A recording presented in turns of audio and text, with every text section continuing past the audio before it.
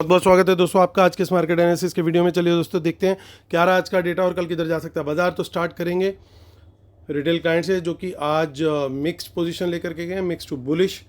DIIs दिख रहे हैं मिक्स टू बियरिश, एफआईज और प्रोज दोनों दिख रहे हैं अगर आप देखें तो mix to bearish.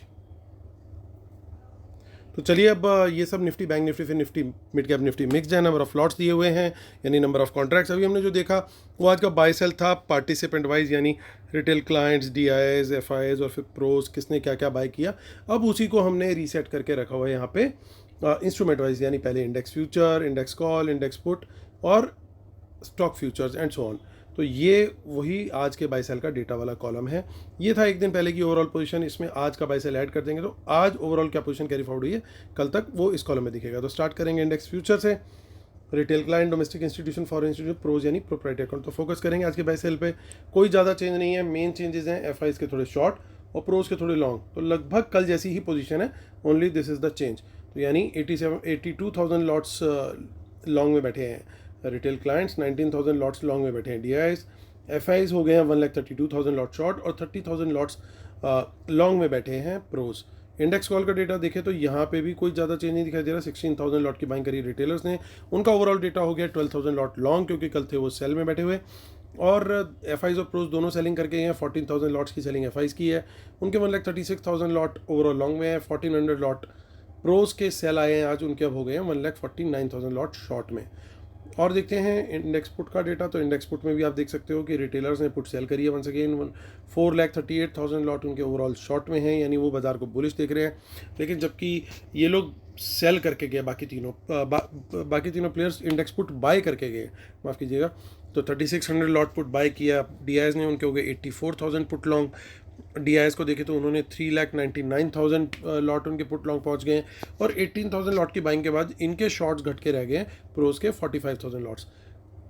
Stock future का डेटा देखें तो रिटेलर्स थोड़ी सी सेलिंग करके गए और एफआईज बाय करके गए हैं 12,000 लॉट, 12,000 लॉट्स, और उनके टोटल लॉन्ग पहुंच गए हैं स्टॉक फ्यूचर्स में 25,000 लॉट्स। और स्टॉक ऑप्शंस के अंदर देखें तो रिटेलर थोड़े बियरिश गए और स्मार्ट मनी थोड़ी सी बुलिश गई है। तो चलिए चलते हैं अब कैश मार्केट का डेटा देख लेते हैं। कैश मार्केट का डेटा कैसे सजेस्ट कर रहा है, तो आप देख सकते हो कि दोनों डीआईएस और एफआईज बाय करके गए हैं। डीआईएस का 457 करोड़ का बाय है और 255 करोड़ का बाय है एफआईज का। तो यानी ये जो टोटल बाइंग हुई वो लगभग 610-15 करोड़ के बीच की, माफ़ कीजिए 710-15 करोड़ के बीच की। तो उतनी लगभग सेलिंग जो है रिटेलर्स करके गए हैं कैश मार्केट में। तो चलते हैं अब हम ऑप्शन चेन को देख लेते हैं। तो आज पहले तो दोस्तों मार्केट खुला, मार्केट ने कोशिश करी 19,800 के ऊपर, हमने एक्सपेक्ट किया था कि अगर उसके ऊपर सस्टेन करेगा तो शॉर्ट कवरिंग आएगी, लेकिन 19,850 के ऊपर, तो 19,850 के ऊपर गया बाजार, लेकिन वहाँ पे सस्टेन नहीं हुआ। थोड़ी देर में ही मेल्ट डाउन हुआ और वो जैसे ही वहाँ से मेल्ट डाउन होना शुरू हुआ बाजार वापस नीचे आ गया 19,800 के पास। और बाजार ने आज पूरा दिन लगभग 19,800 के आसपास ही स्पेंड किया। 20-25 पॉइंट की एक बड़ी नैरो रेंज थी, तो अच्छी खासी प्रीमियम मीटिंग हमें देखने को मिली। तो जो कि हमारा ट्रेड का प्लान था कि अगर ऊपर निकलेंगे तो फिर हम वहाँ पे तेज़ी पकड़ेंगे अगर 19,750 के ऊपर निकलता है तो, बट वो वहाँ से सस्टेन नहीं हुआ।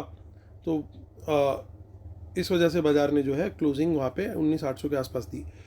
अब देखते हैं कि अगली ऑप्शन चेन, क्योंकि आज का डेटा हो गया ख़त्म, तो अगली ऑप्शन चेन में क्या हुआ। अगली ऑप्शन चेन को देख लेते हैं हम।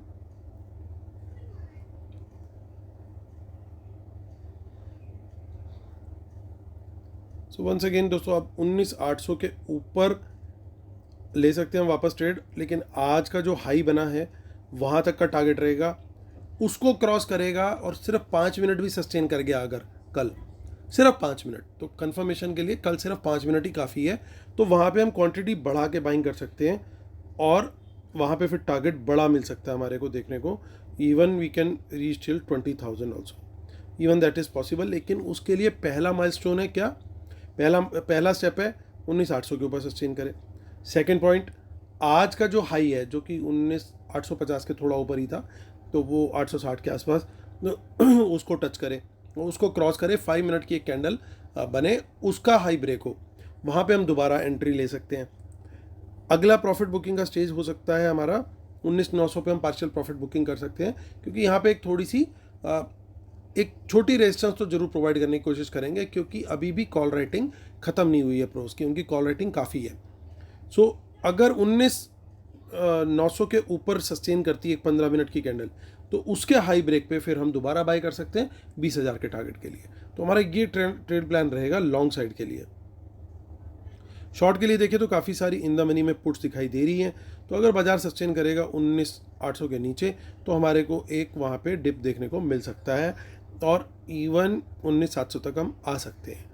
बहुत ज़्यादा तो डेटा अभी वीक नहीं है, लेकिन 19,700 के नीचे अगर एक 15 मिनट की कैंडल सस्टेन हो गई, तो फिर हम 19,650 या 600 तक भी जा सकते हैं।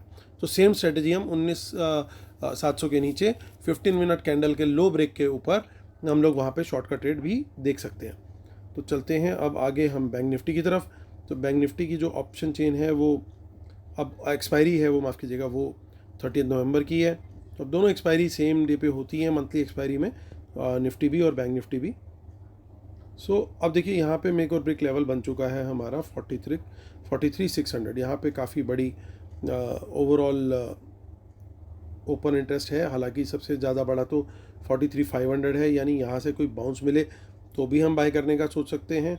लेकिन अगर इसके नीचे निकल गया तो फिर से हमें डिप की जो है उम्मीद होगी, और वहाँ पे शॉर्ट का ट्रेड लेना ठीक रहेगा 43,500 के नीचे। और अगर 43,400 के भी नीचे निकल गए तो ये समझ जाइएगा कि ये जितनी पुट्स हैं इसके अंदर मैक्सिमम स्मार्ट मनी का बाय है, उनका सेल नहीं है।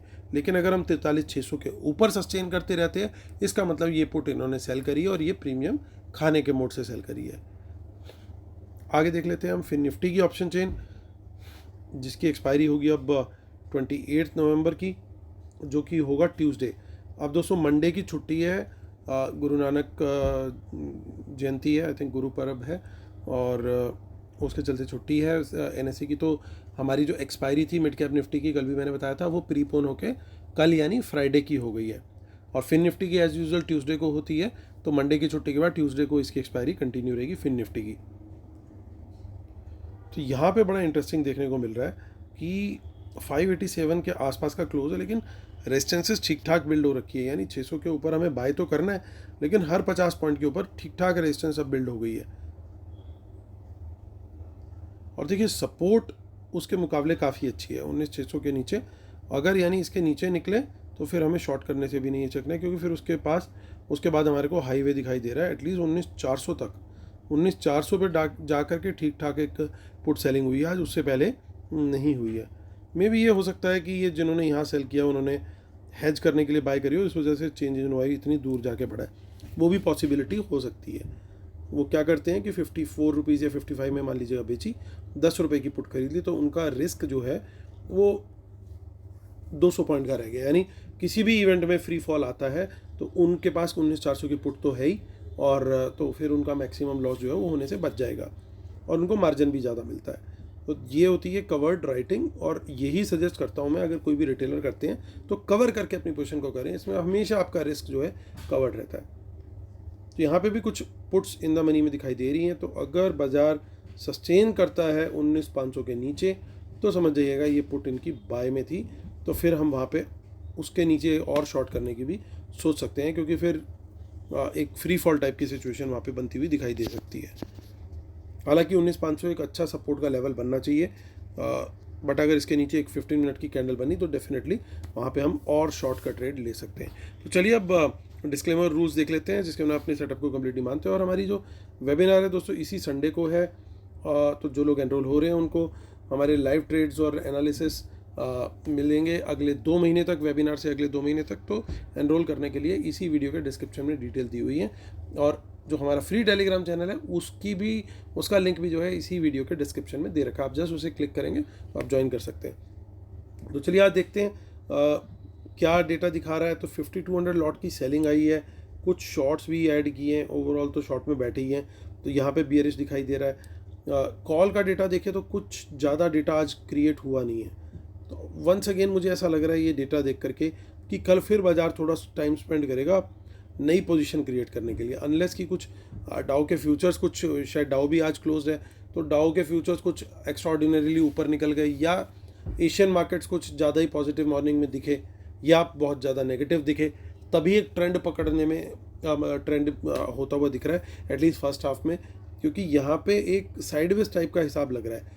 कोई ज़्यादा पोजीशन किसी के पास नहीं है, अभी पोजीशन और क्रिएट करेंगे ऐसा लग रहा है कल फर्स्ट हाफ में, उसके बाद बाज़ार को लेके जाएंगे। तो अगर बाज़ार एक नैरो रेंज में दिखाई दे तो अब रेंज कैसे पकड़ते हैं, जैसे सेफ ट्रेडर्स हैं कुछ लोग आधा घंटा पहले वेट करते हैं, तो जो आधे घंटे का हाई और लो बना एटलीस्ट उस रेंज के ब्रेक होने का वेट करें कि किस तरह बाजार निकल रहा है, अदरवाइज ही उसी रेंज में आपको घुमा देगा, वो अच्छा खासा टाइम उसमें स्पेंड कर जाएगा और स्टॉप लॉस हंटिंग होती रहेगी। वो रेंज ब्रेक होती है तो फिर उस डायरेक्शन में हमारा लेवल डेफिनेटली कन्फर्मेशन दे रहा होगा, तो उस डायरेक्शन में हम लोग ट्रेड ले सकते हैं। सो दैट, और अग्रेसिव प्लेयर्स जो है आधा घंटा नहीं फिर वो 15 मिनट ले सकते हैं, वो काफ़ी रिस्की हो जाता है, कई बार वो 15 मिनट का ऑन पर्पस भी रेंज ब्रेकआउट करता है, इसलिए सेफ साइड जो है वो 30 मिनट्स ही है।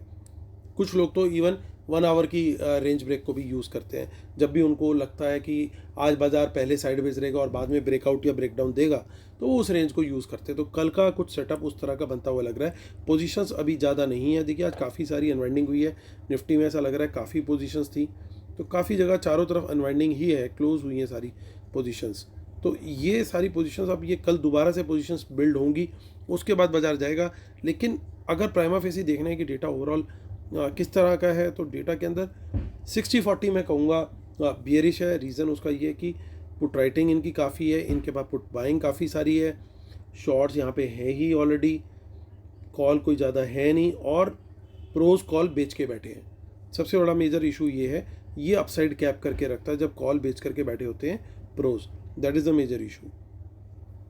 सिर्फ एक ब्लेसिंग इन डिस्गाइज है कि स्टॉक फ्यूचर में थोड़ी बाइंग आई है इनकी, तो उसके चलते कुछ स्टॉक सेक्टर्स आपको तेज़ी में, even if market remains in a range, आपको कुछ स्टॉक्स जो है मूव देते हुए दिखाई देंगे फ्यूचर एंड ऑप्शन में। स्ट्रेटेजी हमारी वहाँ पे भी क्लियर है, कुछ नहीं करना, वो वाले इंडाइसेस देख रहे हैं जो हाईएस्ट परफॉर्मिंग है, जो टॉप 2 परफॉर्मिंग सेक्टर्स हैं या इंडेक्स हैं, उनको देखिए।